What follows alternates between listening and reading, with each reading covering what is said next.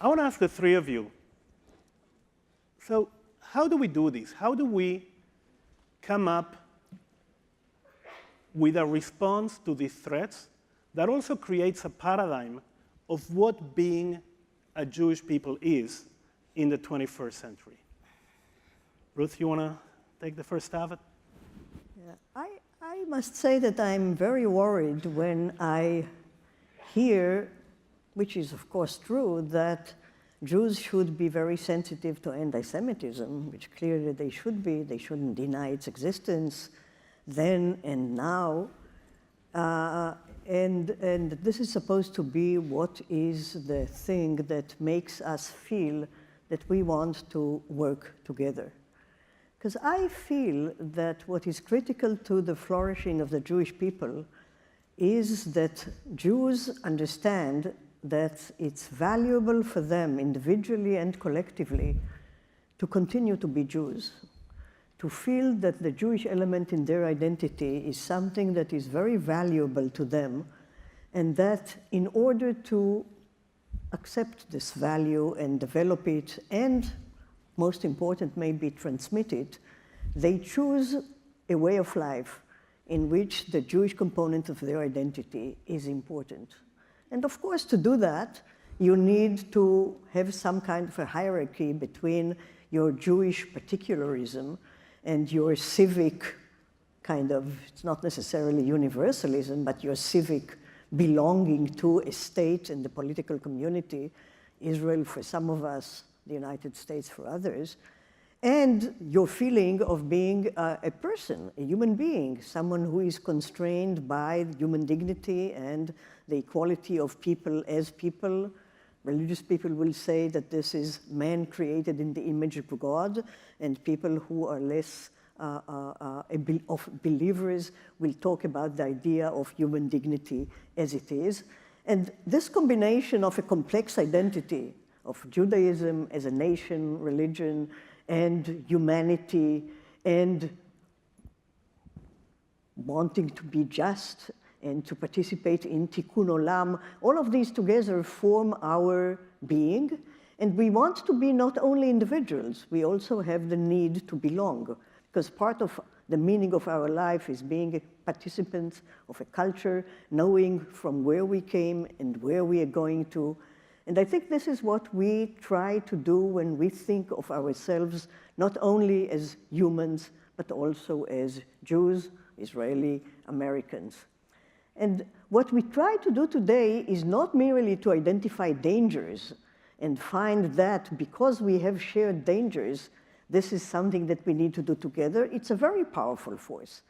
But I think if we don't have a feeling that this particular form of life that we are trying to protect, to transmit, to maintain, is a value in its own way, then the mere fact that this is something that people fight against is not enough.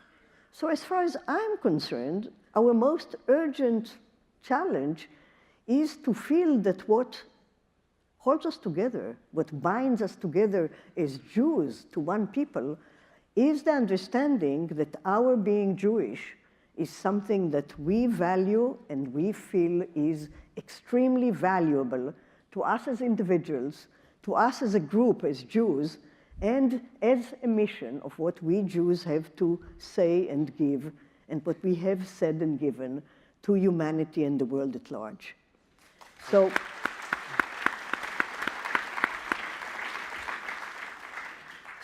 I would like that what we feel should be our shared values is not the danger. Yes, we need the danger. Yes, we shouldn't, disregard it. It's extremely important. I believe that human rights are including a right to life, and the fact that Jews were murdered large scale in the Holocaust is only because they didn't have the power to protect themselves. So we've been discussing all these issues throughout the day, and it's very important. But now that we come to the conclusion and we want to look ahead, I think what we must do as Jews is to see, A, the value of human life, but B, if we want to insist that Jewish existence is of specific importance to us and possibly to the world at large, but to us as individuals and a community, then this is what we need to stress as our shared heritage. And I think that we have touched on some of these things. I think there are indeed great achievements. I think that the reason that we are all here today is that we feel that we and us are going to lose something very important if we don't have a way of expressing our Jewish identity. And I think the main challenge for the balance between Jewish form of life in Israel and in the United States or in the diaspora is this attempt, which is not at all trivial, neither for the religious nor for the non-Orthodox and non-believers and non-observant, to really understand what our Jewishness means to us and why it is important for us to maintain this component of our identity and to transmit it to others in a way that balances our commitment to Judaism, to the Jewish people, and to humanity at large. Thank you. Thank you. Bret, do you think that a synthesis between the universal and the particular is possible for both the Jewish people and the world in this day and age? I guess it depends on how you define synthesis. Is a marriage a synthesis? No, it's a conjoining of two distinct qualities that nonetheless can work in tandem. You know, Ruth spoke, I think, so eloquently, and that it's hard to add. I really feel like it's almost the last word. I would only add this, which is that Jews need to cultivate a quality of self-respect, and not just self-respect, but demand for respect, that is sometimes, I think, missing in a fair bit of Jewish discourse. And I do a lot of speaking at Jewish events all over the country for all kinds of utterly worthy causes. And there are two sorts of events at which I cringe. One is the video illustrating that such and such an organization has raised so many $1 million to pour so much concrete so that the children of Sderot can play securely and that they're always no more than 15 seconds from a bunker. Because that showcasing of Jewish victimization is precisely what Israel came into existence to end, not to sell itself to American Jews. The other thing I can't stand is the video in which the Jews have gone to Nepal because there's been a terrible earthquake, or Haiti, or wherever, and there they are, and they're doing something good. No, don't get me wrong. It's wonderful, okay? I love it.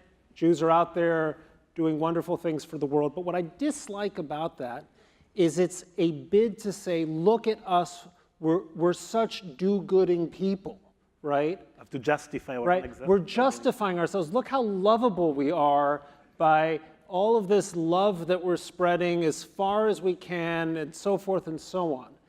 And my objection to it, of course, is not the good work. The good work is wonderful. Okay? My objection to it is that it is an effort to get people to love us, right? Whereas I don't think that love is worth a damn. I think what we'd like is to get people to respect us. And that respect is based on something like a certain kind of insistence that we will not be defamed, we will not be defeated, we're not going to take crap from our enemies, and all the rest is, as the father said, all the rest is commentary. I was once in a debate with Peter Beinart, and it was one of these things, we're like twiddly D and dumb. I'm D.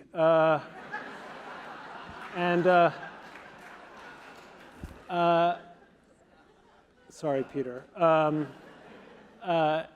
the question was, what is it that you love the most about Israel? And he said something about how fantastic, tikkun olam, blah blah blah.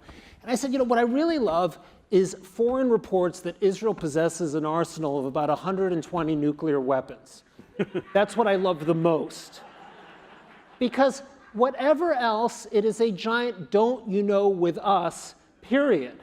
And it is based on an ethic of respect. And by the way, why is it that suddenly Israel is getting all this love from Saudi Arabia and Egypt and wherever? It isn't because Israel has made great, magnanimous concessions for taking risks for peace, which was the cliche of the 1990s. It's that the country has made it very clear that they're willing to stand by a certain set of interests, that they will defend them. They know what they're doing, and when the United States decides to, stare at its own navel for the next 10 to 15 years, the Israelis are going to stand up for themselves. That quality of respect is massively important. Look, all kinds of marriages begin with love, right? But if there's no respect at the center of the marriage, that marriage is going to collapse. So my message to Jews is start with respect. Maybe eventually you'll get to love, but that should be the basis. So Yitz, speaking about respect. So Bret is talking about the need to demand respect from the outside world. What can we do to increase respect internally between the different factions of our people?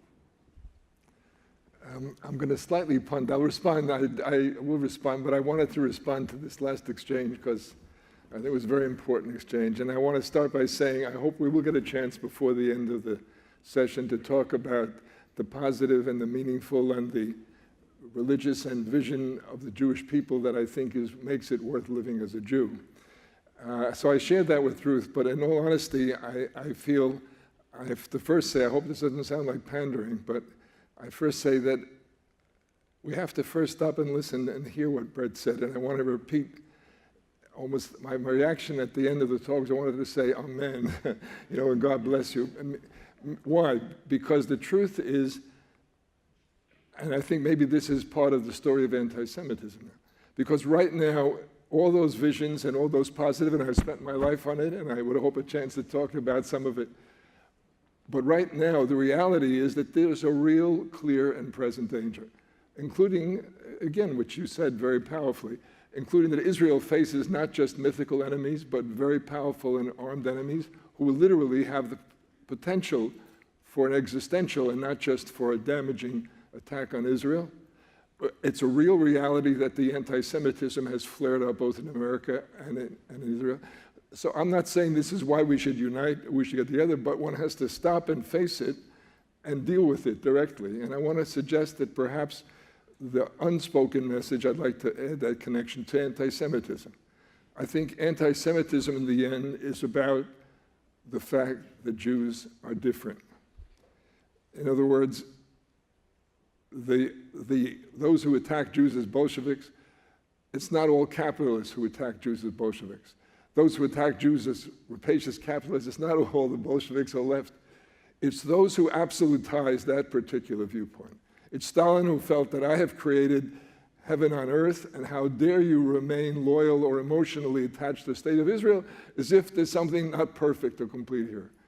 So one of the major Jewish contributions to the world, and it's a continuing source of anti-Semitism, has been the statement that all human values and all good things have limits, and that limit, as great as it is, it's not all everything, and therefore we continue to believe that we have an additional element, an additional teaching, an additional state, an additional reality to contribute, and we remain different. Now, the question therefore is, do we as Jews feel comfortable with that role? The temptation on the left to say the problem is the right is because you'd like to be completely at home on the left and not feel that somehow you are, not marching to the right drummer, and vice versa. On the right, there is this temptation to say I'm completely at home here, and I'm a good, loyal, whatever, and therefore I've got to project. So the question is, we as Jews, and that's the question, do we have enough comfort to say, no, my contribution is to afflict the comforter, that within the left, because I'm left, to point out the limitations and the corrections and that needs to be done. If I'm on the right, to point out the overreaching and the dangers there and what can be corrected. And if we can get ourselves to do that comfortably, then we will not escape into this. The problem is the other side of the spectrum, but rather see in common together, as Bret tried very magnificently to point out, that there is a greater goal and there is a higher vision, but that it is not threatened by one particular interest. It has to deal with the entire range of the risks and the dangers out there, and it needs to be named and it needs to be confronted directly. So I just want to thank you for saying it that way and say, frankly, the challenge to all of us, not to escape it. Not to escape it for bad reasons, not to escape it for good reasons, like I'm too busy building the brilliant Jewish future to stop and deal with this right now. Right now, it's a major, immediate attention danger. Thank you. And Ruth, you want to comment on that? And also, just want to ask you a different question. You said something that I personally fully agree with, which is, the positive motivation has to outweigh the negative. In other words, let's be Jewish because it gives us meaning and purpose, and not because people want to kill us for it. But how do you do that when different parts of the Jewish world define Judaism in very different ways? So how you create a consistent vision of that positive, meaning of being Jewish when we can't agree on it? Well, I think this is the beauty of the theme of this conference. And I think that the dangers that you pointed out to, which are real dangers, are not only coming from external sources, the right and the left, that are non-Jewish, because I think we are very, very able in the sense that the same voices, the right-wing voices and the left-wing voices, are within us. So if we have a serious conversation within ourselves, which shares the idea that we are going to defend ourselves against external challenges and threats of extermination. But we are going to really listen very carefully to what we are saying to each other, rather than immediately dismiss them as traitors or as self-hating Jews or as this and that and the other. Because I think that most Jews, definitely the ones who come to conferences such as these, most Jews want to revive, strengthen, transmit, maintain their Jewish identity. If we don't have that, then we're in a very bad shape. But we do have that. And the people who argue about what Judaism is within the Jewish framework are people who are obviously interested in persuading the other side that they are right, and if possible, and if they can do it, they will want to do it. They want to have their power positions. They want to have their advantages, feeling right, or feeling realistic, or feeling more Jewish. But if they take seriously the fact that the other voices within the Jewish people are also Jewish, they're not giving up on their Jewishness. They are just claiming that their Jewishness is also of value. I think our ability to come to terms with the need, which is hard, to find ways of being committed to human rights and human dignity, but also accepting and vindicating and celebrating our wish to be different and to stand by and not intermarry and not lose our identity. If we manage to convince each other that our attempt to balance these two is not an attempt to either be only Jews and away with everyone else, or an attempt to be, not to be just nice Jews who really are doing the right thing for everyone, but we understand the meaning of wanting to be a distinct culture that takes some limitations and takes some things that are not colorblind. And the equality doesn't mean full integration. If we understand this and invest positively in the various ways of doing it, I think in the history of the Jewish people, in the past, throughout the ages, and in the recent modern times, including the miracles of Israel and Jewish revival all over the world, we are going to succeed in maintaining a diversity of human ways of life. And that's the way to go. And then we will have the power and the strength and the resources to expose and to deny the legitimacy of anti-Semitism, even if it hides itself as being something that is only against Zionism or only against this or that Jewish way, like communism at the time used to be a Jewish disease too. So we are not going to accept it. We are not that. We are people of an ancient heritage who paid extreme prices to remain Jews, who want to remain Jews, who find many sources of value in being and remaining Jewish. And we want first other Jews to respect our wish to remain Jews. And if we gain this respect, we will have the power to continue to exist to eternity. Thank you. That was amazing. Bret,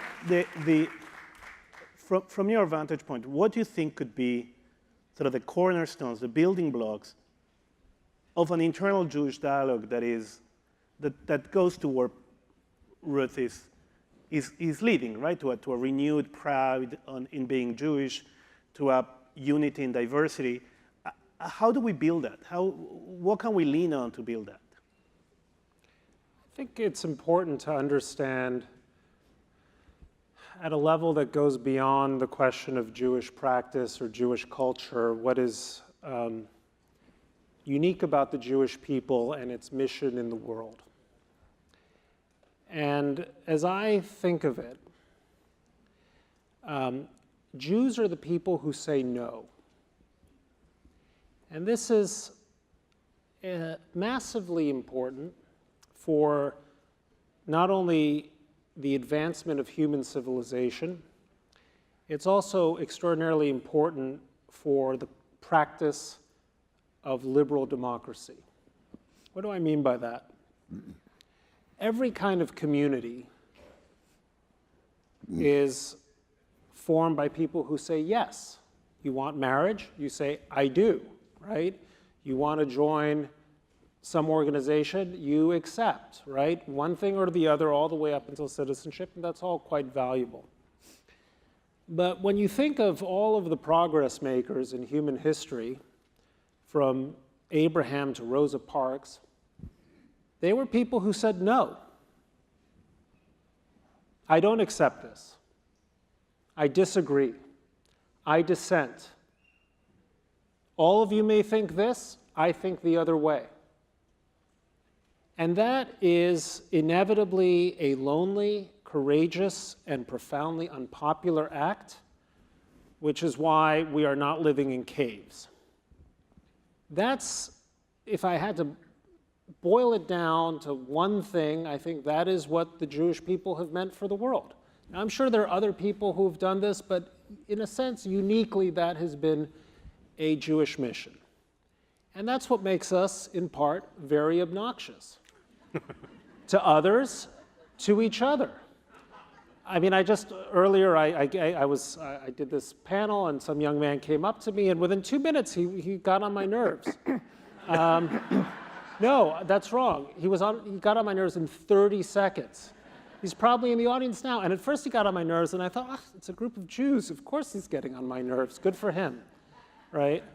And that refusal to pay deference to the guy on the stage with the pompous title, right? That, to me, is one of the essences of being Jewish. Now, the challenge is, the great challenge is, how do you create a community of no-sayers? Right? There is a kind of inherent contradiction in saying yes to the people who say no, right? And that's a tension that can never be fully finessed, right? It just can't, right? But you can at least try to maintain a certain kind of contradictory position in your head that you have to be able to do this. You have to have a certain acceptance of the fact that disputation, disagreement of one kind or another is going to be the basis of a richer conversation. And by the way, it's going to be the basis of a vibrant democracy, because we are not Americans because we always say yes to everything. We're Americans because, like the Jews, we also say no to things. And this gets back to your original point, the synthesis between Jewish particularism and this prospect, or this, whatever it is, of universalism. They are, in fact, synthesizable, because I think Jews are, in a sense, the democratic making element par excellence, because we are the minority. We are the people who create pluralism from the very beginning, because we are so frequently the dissenters. We force pluralism onto otherwise or frequently homogeneous societies. Why is America, what is one of America's great founding documents? It's Washington's letter, that beautiful letter to the congregation in Newport, Rhode Island, where he says, it's no longer merely toleration that we speak of. That's what made America, or that's what helped make America the kind of democracy we are. So I think this marriage, or this synthesis that we talked about, is real, and it's something that we uniquely have a capacity to advance. Thank you. Thank you. Yitz, having heard your co-panelists and having been there throughout the day, how do we start building a common language for a common destiny? Easy question. Let me say again, the common language will not be the common language of uniformity, that in the end, any hope of achieving this unity will reflect an acceptance, in fact, an affirmation that our arguments and our controversies are for the sake of heaven. You recall the famous Talmudic statement that controversies for the sake of heaven really have permanent and good outcomes. We can't avoid controversy, like a good marriage can't avoid fights. The real test becomes that the fight be a good fight, constructive, and that it not destroy and break down, and it leads to a greater respect and a greater understanding. So the first start is, again, to develop the language that in our arguments we try to understand and hear the other side, that in our arguments we try to melamed zechut, to give the benefit of the doubt and the benefit of the interpretation to the other side, without giving up and without denying what we stand for and our willingness to uphold it. So part of it is to generate a new language of controversy, discourse, or argument that truly increases respect in the end.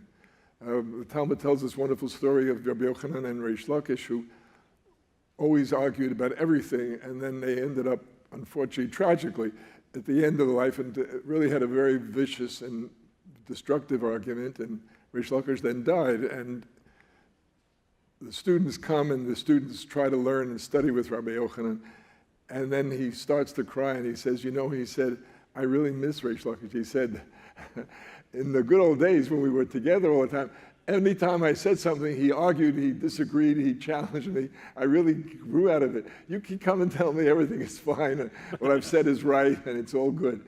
He said, I really miss him. I need him desperately, You can't, so that has to be part of that part of a contribution. I add one more thing, because I was been trying to get to say it all day, really. I think without denying the focus on the danger and without denying the focus on this split or fear of a split with Israel and diaspora, I really think the big news or the central challenge of Jewish life is, in fact, that we're on the brink of a major flowering and a major transformation of the religion. I've argued this point before. We've had the biblical iteration of Judaism. We've had rabbinic Judaism, both of which took this amazing world vision and applied it to that particular culture. and really show Jews how to live and how to maintain those values and those purposes of life in each culture. And the first one that was more open, and the second one was more sheltered and more ghettoized. I think we're on the brink of a third one. And the third one of its defining challenges is that the world is much more open, much more interpenetrated. So the truth is that in order to maintain the Jewish distinctiveness, we're going to have to grow. Our ideas are going to have to be much broader. The universalism will have to be able to make room for the variety and the facticity of Jewish particularism, and vice versa. The particularism will have to grow. We have in Jewish communities still, and I say particularly in the religious sector, a kind of a narrowness and a kind of a rigidity and a kind of a failure to recognize the diversity of pluralism and the diversity of God and how we approach God. So we have a major job to broaden our own categories. We have a major job, and I would add one more thing, and I think it's probably the key to the future.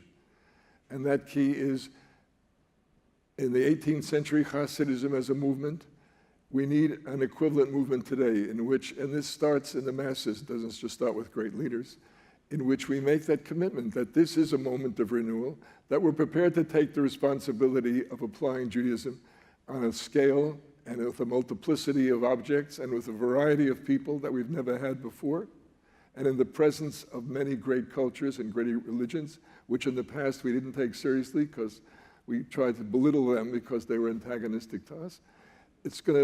That kind of growth, it means we're going to have to challenge ourselves to learn more, to root ourselves more, to deepen our Jewish roots and our Jewish understanding. And part of that really becomes to recover my sense of family and to say to the Jews of Israel, you can't dismiss me as you're not Jewish enough or you're not Jewish, because I'm part of your family, you're part of mine. I'm not going away. I'm going to demand that you understand me and respond to me. And vice versa. So, I mean, this is the big challenge. Thank you. And I found it's great that we start with danger, we're coming to the end, and we're talking about renewal, which is a good Jewish way of having a circle, a virtuous circle. I want to ask the three of you, starting with sorry? Yeah. So very briefly, because we have to finish, one word that you want to say about what people in the room can do to achieve this vision as they go back to their homes, to their communities, in 30 seconds or less. I want to say one correction, which is very important and maybe related to this question. We talked about particularism and universalism. This is a mistake. I don't know a single person who is just a person. You don't have that. We are all, we're talking about our Jewish component. This is particularism, all right.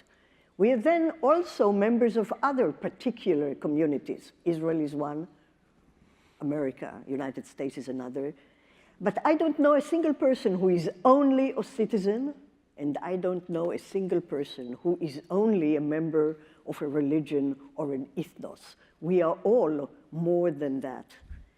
And the thing I think for each of us to do, I think this is a critical business, is to think seriously. I mean, we have multi-identities.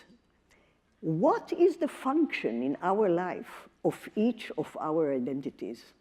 Now, I find that it's not enough for me to be an Israeli citizen, very important, and it's not enough for me to just be a human being. I need the richness, the history, the special fabric of a relationship with a particular culture. I am proud of being a part of the particular Jewish culture, among other things, because it's so ancient and so impressive and so diverse.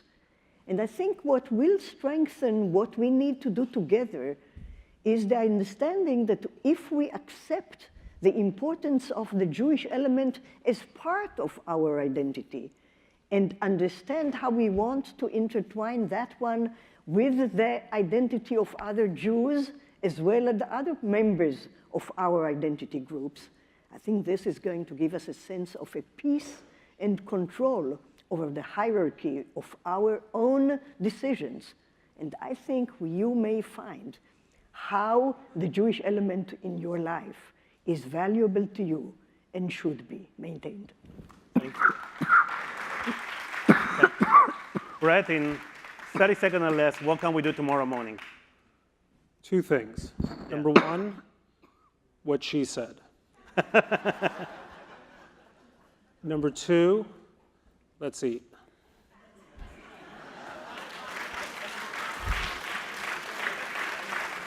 Beautiful. Yitz, what can I do tomorrow morning after the red eye? I just finished a book in which I argue that Judaism's main message is to choose life. And it's a religion that says that literally every act that you do, eating, breathing, talking, the next act that you do can be a choice of maximizing life, or can be a choice of degrading or declining the quality of life. And it really means, therefore, that in a sense you have to live, and you have to choose to live, and you have to embrace life sort of all the time in a very active and conscious way.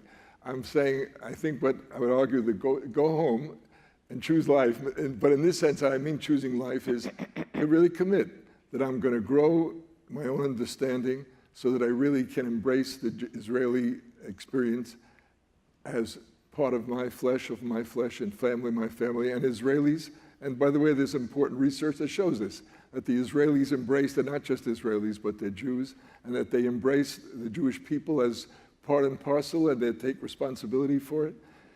To grow ourselves to embrace our fellow Jews who we disagree with, and the fellow Jews who are living different lifestyles, in that we are in this together, and this is a mission that none of us can accomplish alone. Judaism alone can't accomplish it, let alone we as individual groups. If we make that kind of commitment and start working on it, you know, it's the famous story of Hillel. Standing on one foot, you start. And of course, all the rest, this commentary, all the rest is the rest of your life. Thank you. Thank you, and thank you, Yitz, Bret, and Ruth. We are, is that coming? Hey, all right. Thank you, thank you, thank you. Ruth, Bret, Yitz, and Andres, let's give them all a hand. Thank you. Toda rabah.